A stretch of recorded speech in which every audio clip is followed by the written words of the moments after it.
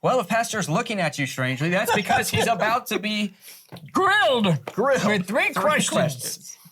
And Billy is on a streak, or Billy and congregation members are on a streak, Phil, with difficult questions. So hopefully these go back to my favorite golf ball and favorite flavor of M&M. But we'll see. I doubt. We'll see, folks. I'm Here we holding go. the golf ball question for later. Okay. There we go. We all have questions, and Pastor Carney has answers. We all want to know what he thinks. There's important information to know. What are his thoughts? How did he get here? What's his favorite golf ball?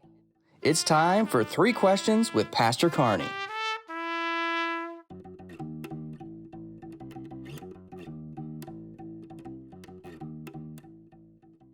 Not including God. God and Jesus, Okay. obvious. You Okay, know, those- take out God, no offense, take out God, take out Jesus. Yeah.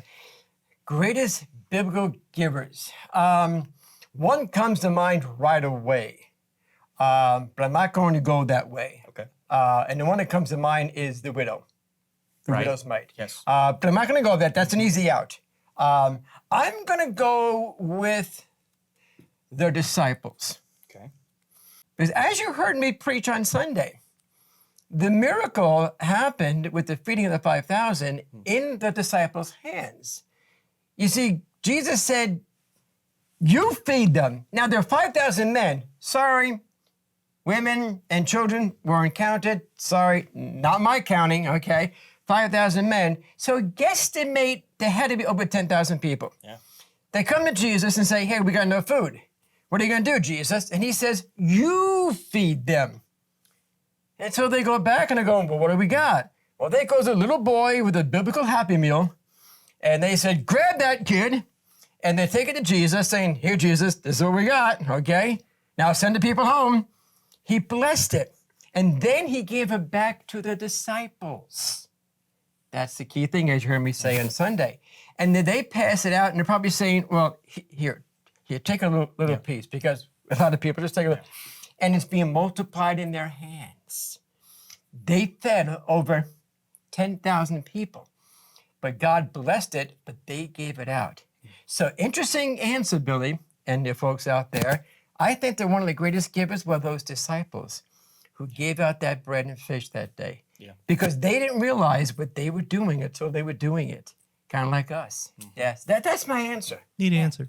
Bill, you have any? Yeah, come to somebody mind? came to mind. It's probably going to be a little bit of a different approach than what maybe you guys are thinking, but Abraham comes to mind. Ooh. Abraham was willing to give his son, Yeah. Isaac. Yeah. He didn't have to, No. but he was willing to give right. everything. If you think about that, God testing him in that moment and saying, hey, give Isaac to me as a sacrifice. And Abraham saying, I wouldn't give my daughter. I would like to think I would, but realistically, if God came to me and said, would you really give step up and give do your that? daughter, go slit her throat or whatever, I don't know that I could do that. So when I think of somebody who was a giver, somebody who was willing to do whatever for God, Abraham comes to mind. Yeah. Yeah, neat answer. Great answer. Yeah, Great answer. I break it up into the 3. Time. I think Paul is probably the biggest example. I mean, once Jesus called him, he pretty much spent 24/7. I mean, he traveled everywhere. He gave of his time to the nth degree. And then talents. I think I'd look at Solomon. You know, God gave him that wisdom, and he didn't just use it for himself. He used it for the people, and he wrote Proverbs, and you know, he gave of the talent that he had. And then treasure. I think the biggest example that I can think of are all of those followers of Jesus in the book of Acts that gave everything. Oh, yeah. You know, they gave it all to the church and lived together spreading the word. Yeah. Boy, and Job could go into there too. Job. Yeah, absolutely. Everything he gave yes, up. everything he gave up. Yeah. Yeah.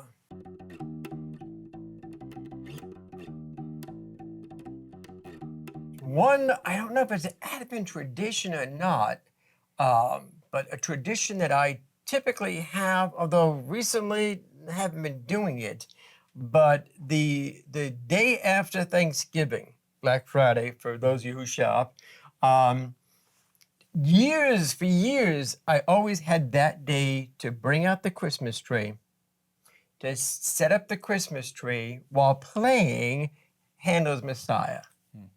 And I did that for years, and like I said, recently it's been put to the side. But I would say I'd like to get back to that tradition, Millie, and to bring out the Christmas tree on the Friday after Thanksgiving, to set it up. I know it's before Advent, I get that, but to bring out the tree and have Handel's Messiah just blasting through Bluetooth in the house, and so I think once you pass Thanksgiving, you're in the clear to put up. I think okay, all right, Yeah. all right. So that'd be one that I had that I enjoyed, that I kind of got away from, and I want to bring back this year. So yeah, Good answer. yeah. What about you? Two things come to mind. They both involve candles. Ooh, So the first would be, we used to do when I was a kid growing up, each week of Advent, my mom would light the candles. I Yes. remember purple and pink. On the and- Advent wreath. Right, on Yep. the Advent wreath. And then she had a devotional with it that talked about what the candles meant. So that is definitely one tradition and memory that I remember. And Melissa actually texted me earlier today and said, hey, I want to bring this back. And so she ordered it so that we can have a devotion during the Advent season. Neat. And then the other thing is the candlelight service for Christmas Eve service. That's probably my greatest childhood/adult. If I could combine childhood and adult memories together in traditions, it would be the candlelight service with my family, singing Silent Night, looking down and seeing everybody I love, knowing that we're all saved and celebrating our Savior's birth. I mean, that's the best tradition that I could ever think of. So yeah. For me, around here are two traditions that I really look forward to every Advent is, and again, yeah, I know it's not inside of Advent, but the putting up of the Christmas tree and the decorating of the church here, I just enjoy that day immensely. And then the Wednesday night dinners during Advent. Yeah. I love the congregation coming together and Yeah. just all the conversations and the talk Yeah, and the yeah. services. They're always wonderful. because there's also, we do Lent dinners as well, right? Yes, we do. See, but the thing about Advent dinners is there seems to be a different joy. Yeah, I there's a think different there's a feeling to it, yeah. somberness because Yeah. of the respect for during Lent season. But man, Advent, Yeah, everybody's I just love like those dinners. feeling good. Yeah. and Now, if you could do me a flavor Mm-hmm.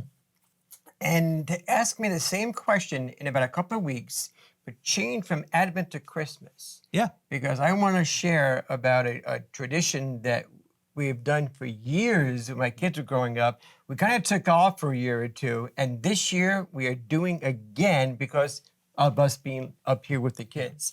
And that's Carney Christmas. So ask me that question in a couple of weeks. All right. So it gives me opportunity to talk about a Christmas tradition.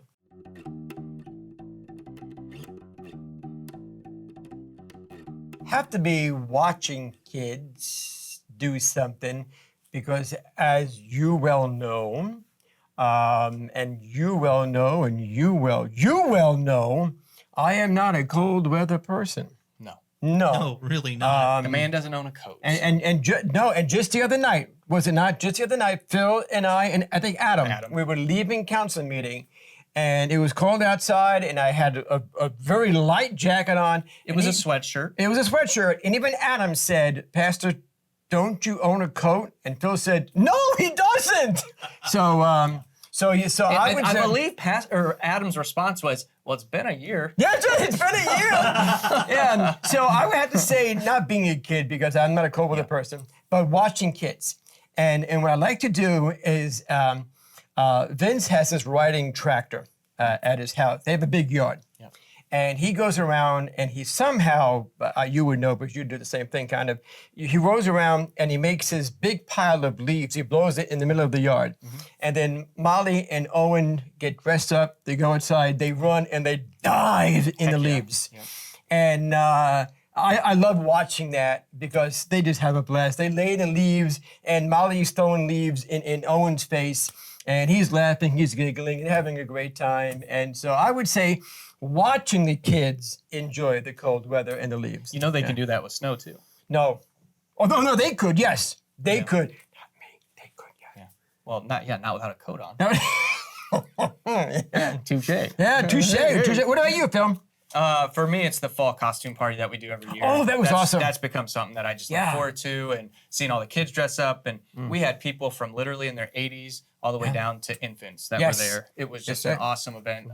Something I look forward to every year. And then, just like the color of leaves changing, we went to Gatlinburg in the this fall and got to see the leaves in their purest form. I mean, it was just awesome. And so a huge fall winter person either. I would so prefer summer, warm weather. But if you got to go through it, there's certain things like leaves changing and costume parties and hot apple cider, stuff like that. That's obviously enjoyable. So. And we are skedaddling. We, meaning Donna and I, are skedaddling in February when it really gets cold, and we're going to Florida for 2 weeks. So See ya. That's a good time to go. I don't need a coat in Florida, Phil. Yeah. We're doing the same thing, but we're going to Michigan. Oh, Also a good time to go. Yeah. Lots of snow. so what about you, Billy? Fall activities. I watching kids, I have to go with the leaves. Yeah. There's just so much joy when they get into those piles and toss them around. As a kid, my favorite thing was pickup football games. It was just my absolute favorite fall activity. Yes. When the ground was, slightly wet in the leaves and, you could slide around and use that for maneuvering around people. It was just my favorite time to play. Did the brothers do that? Oh, 100%. Okay. Until about 5 years ago when we started getting to a point where we were either It took a while to heal. too tired or too fat or whatever. Yeah, we did that for a long time. And we'll still get out there and throw the ball around. Normally it's now with our kids. And so it's more of just tossing, not so much game. But we used to go hardcore. We used to play tackle football. Yeah.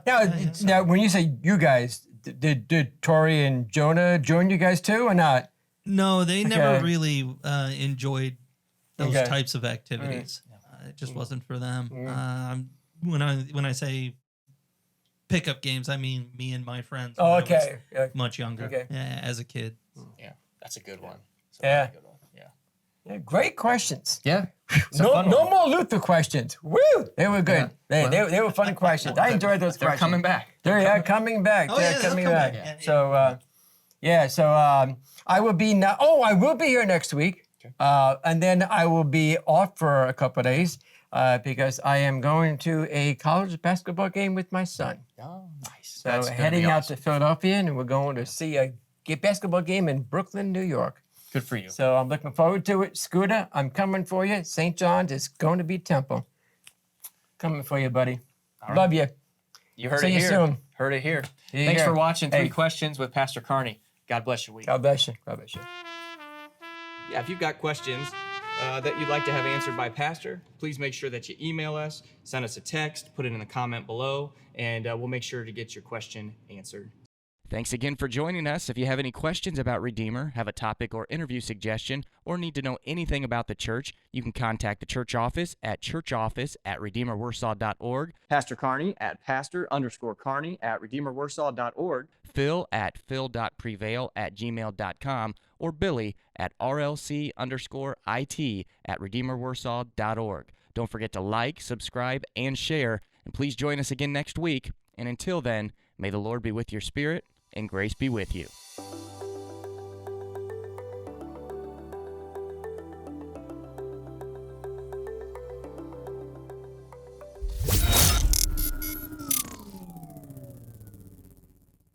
Ray Bolger was a scarecrow. Well, Phil, we are here with 3 questions. I'm sorry. I thought we started it off. I'm I sorry. was about to say, why don't you take it? And you did. So Sorry, I shouldn't have laughed. Sorry. Made me feel bad now. Oh, I'm sorry, Pastor. I'll just be quiet and not say anything. All right. I'll even look at the camera. Take us away.